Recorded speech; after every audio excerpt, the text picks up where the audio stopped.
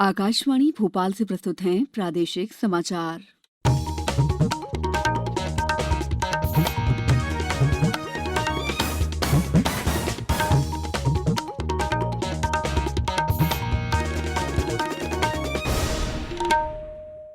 नमस्कार, समाचारों के साथ मैं दीपा सिंह। पहले मुख्य समाचार। केंद्र सरकार और किसान संगठनों के बीच कल हुई बातचीत बेनतीजा रही। बातचीत का अगला दौर कल होगा। जो बाइडेन अमेरिकी राष्ट्रपति बने, प्रधानमंत्री नरेंद्र मोदी ने दी बधाई।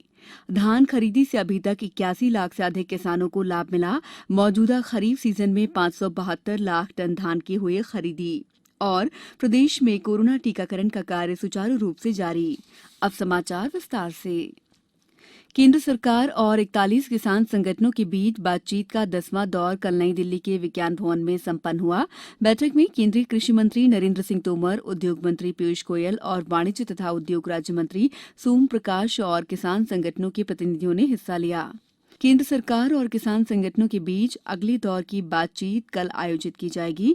बैठक के बाद नई दिल्ली में मीडिया को जानकारी देते हुए कृषि मंत्री नरेंद्र सिंह तोमर ने बताया कि सरकार ने कृषि कानूनों को 1 से 1.5 वर्ष तक स्थगित करने की पेशकश किसान संगठनों के समक्ष की है। उन्होंने कहा कि इस अवधि में किसानों के प्रतिनिधि और सरकार आंदोलन से संबंधित सभी मुद्दों पर बातचीत कर सकते हैं, ताकि उचित समाधान निकाला जा सके। श्री तोमर ने कहा कि बैठक के दौरान किसान संघों के प्रतिनिधियों की ओर से यह आश्वासन दिया गया है कि वे सरकार के प्रस्ताव पर विस्तार से विचार करेंगे और कल फिर से वार्ता में शामिल होंगे। प्रधानमंत्री नरेंद्र मोदी ने अमेरिकी राष्ट्रपति का पदभार संभालने पर जो बाइडेन को बधाई दी है। श्री मोदी ने ट्विटर पर कहा है कि वे भारत अमेरिका रणनीति साझेदारी को मजबूत करने के लिए श्री बाइडेन के साथ काम करने को उत्सुक हैं।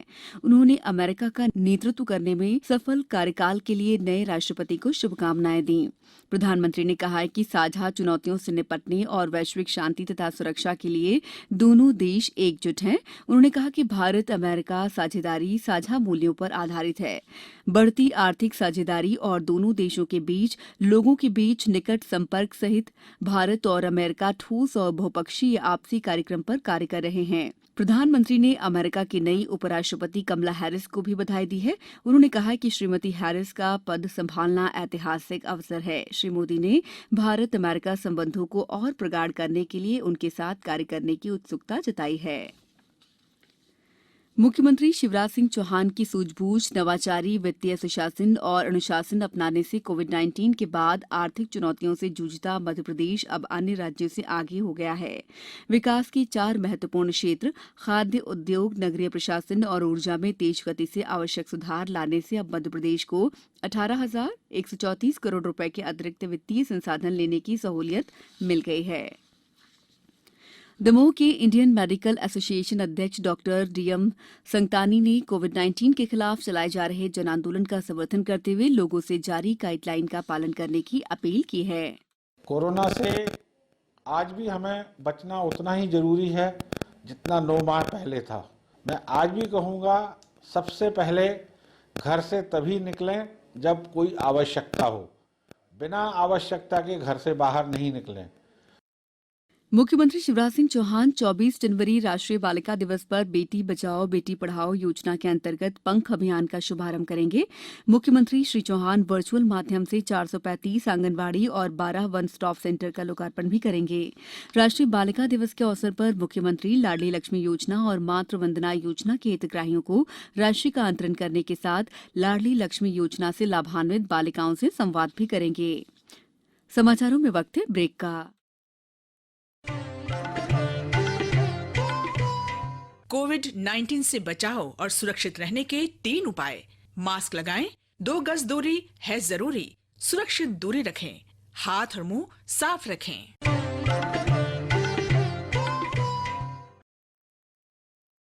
ब्रेक के बाद समाचारों में आपका एक बार फिर स्वागत है।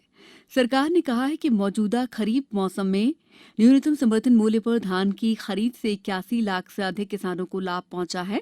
इसके लिए 1,80,000 करोड़ रुपए से अधिक का भुगतान किया गया है।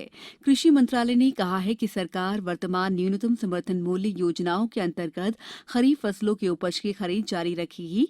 मंत्रालय ने बताया है कि प्रमुख धान उत्पादक राज्यों से अभी तक 572 लाख टन धान खरीदा जा चुका है।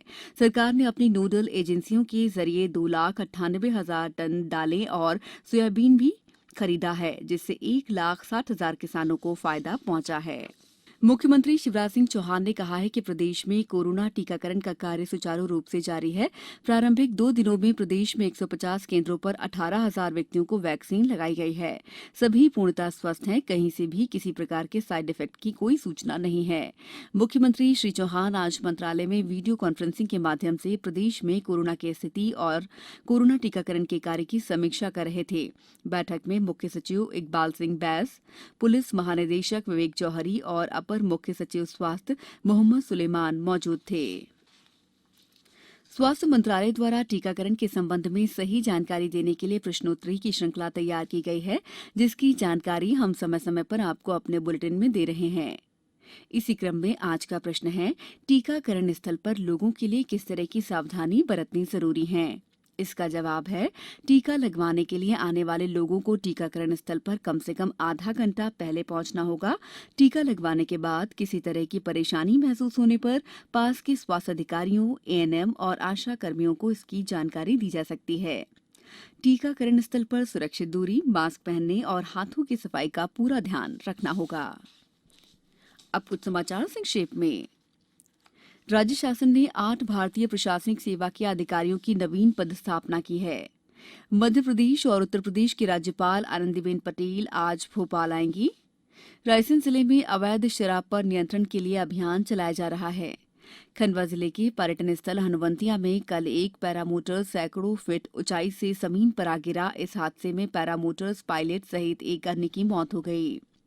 सतना जिले में राष्ट्रीय सेवा योजना ने एक वेबिनार का आयोजन किया, जिसमें 250 बालिकाओं ने हिस्सा लिया। शिवपुरी जिले में समर्थन मूल्य पर गेहूं उपार्जन के लिए 60 पंजीयन केंद्र बनाए गए हैं। उपार्जन के लिए किसान पंजीयन 25 जनवरी से 25 फरवरी तक करा सकेंगे। अंत में मुख्य समाचार एक बार फिर। केंद्र सरकार और किसान संगठनों के बीच कल हुई बातचीत बेनतीजा रही। बातचीत का अगला दौर कल होगा। जो बाइडेन अमेरिकी राष्ट्रपति बने, प्रधानमंत्री नरेंद्र मोदी ने दी बधाई। धान खरीदी से अभी तक 81 लाख से अधिक किसानों को लाभ मिला। मौजूदा खरीफ सीजन में 572 लाख टन धान की हुई खरीदी। और प्रदेश में कोरोना टीकाकरण का कार्य सुचारू रूप से जारी। बुलेटिन के अंत में आप सभी से एक अपील, मास्क और 2 गज की दूरी, हाथ धोना भी है जरूरी। नमस्कार।